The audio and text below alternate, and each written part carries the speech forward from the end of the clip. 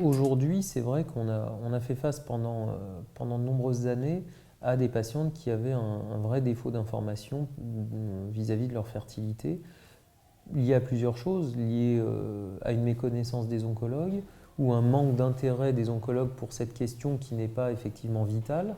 Eux étaient dans le champ du traitement d'une maladie qui pouvait conduire à la mort. Donc il était fondamental de pouvoir traiter les patientes. Avoir des enfants, ce n'est pas quelque chose de vital. Alors ça l'est pour beaucoup de femmes quelque part, mais dans les faits, on peut vivre sans enfants. Et il y avait des moyens, et il y a des moyens alternatifs de pouvoir avoir des enfants avec du don d'ovule ou avec de l'adoption.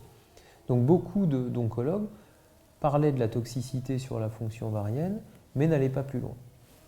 Parallèlement à ça, le manque de données que pouvaient avoir et de techniques qui étaient disponibles pour pouvoir préserver la fertilité de ces patientes était un frein pour pouvoir avancer et proposer des choses suffisamment efficaces pour les patientes. Donc tout ça concourait à finalement soit un défaut d'information, soit un défaut d'adressage des patientes à des centres de médecine de la reproduction. Depuis qu'on maîtrise un peu mieux les techniques de préservation de la fertilité, la congélation d'ovules, la congélation de tissu ovarien, les médecins de la reproduction ont fait finalement une espèce des campagnes d'information qui visaient à informer les oncologues, les autorités de santé, pour que les femmes puissent avoir accès et se voient proposer pour les femmes, on va dire ce qu'on va appeler jeunes. Alors on est très sévère en général en médecine de la reproduction avec la jeunesse, mais c'est des femmes de moins de 40 ans, de pouvoir bénéficier de ces consultations d'oncofertilité systématiquement dans le parcours pour pouvoir discuter de ces problématiques-là qui sont spécifiques et qui sont en général méconnues des oncologues.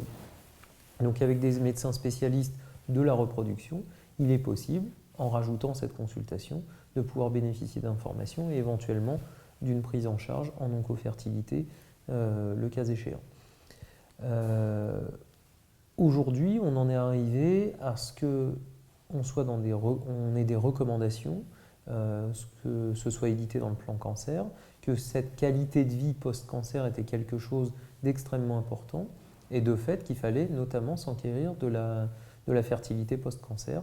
Et donc les consultations d'oncofertilité font partie de la bonne pratique médicale et sont recommandées pour toute femme de moins de 40 ans qui doit avoir un traitement anticancéreux. On n'a pas encore toutes les patientes qui nous sont adressées, il y a encore des manquements à ces propositions, mais je dois dire qu'on a considérablement amélioré le taux de patientes qui viennent nous voir du fait de ces campagnes d'information et de ces recommandations des autorités de santé.